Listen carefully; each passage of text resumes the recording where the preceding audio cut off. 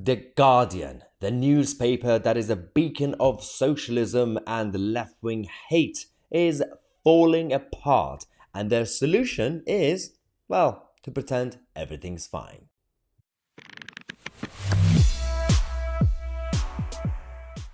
Only The Guardian and the BBC do this thing, which is when they are in trouble and when they're in crisis, in order to pretend that they have transparency.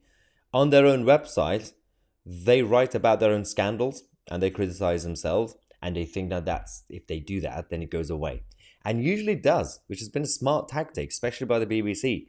When there's a BBC scandal, the BBC does an investigation about the BBC and cover the BBC scandals, and the BBC move on.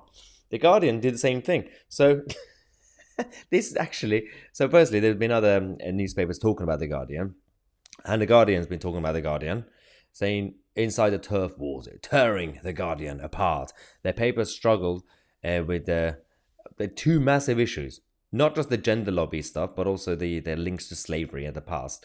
And so, obviously, the Times, the Telegraph, these guys are loving it because they're talking about The Guardian, writing these pieces.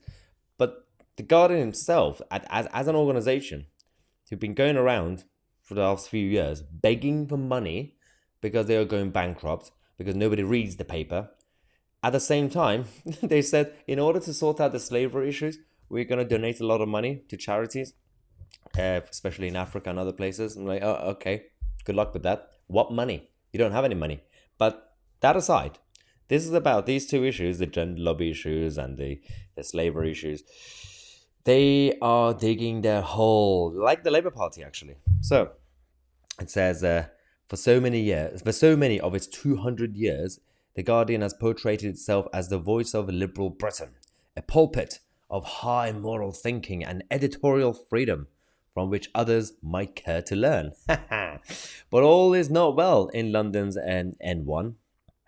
And while no one wants to be on the wrong side of history, The Guardian is tying itself up in the knots, and it tries to avoid that fate. It can't, because the whole issue is that, for example, you've got the editor, Catherine Viner. There are people in the actual Guardian who are criticizing her, saying that she lacks strong leadership. But again, it's not really just about Catherine Viner, because this sort of issue has been going around for such a long time. One of the big problems is when they decided, as I said earlier, they write about themselves. So they decided to say, The Guardian, writing this headline, Guardian owner apologizes for its founder's links to slavery. And then they thought that they could just move on from this and everyone's going to forget about it. Also, who pays £2.50 to buy The Guardian? And if you're a subscriber, you could get it from £2, 3 pence. I mean, what is the point of being a subscriber if you're still going to be paying over £2 for a rubbish newspaper?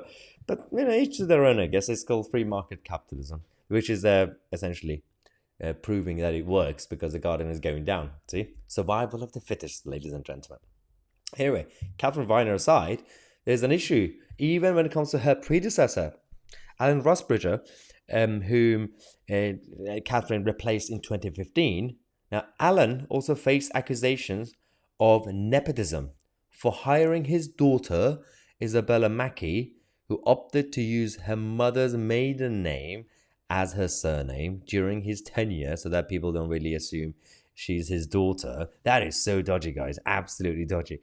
But the Guardian staff, wonder how he would have handled what has become a newsroom civil war over the gender lobby coverage.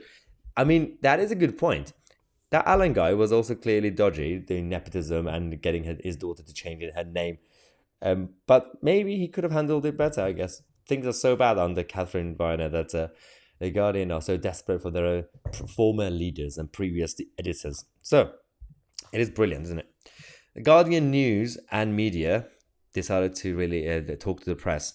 Well, talk to themselves, basically, saying, we believe in covering the most complex subjects of the day in a balanced, pluralistic way, including different perspectives, and never shying away from different debates.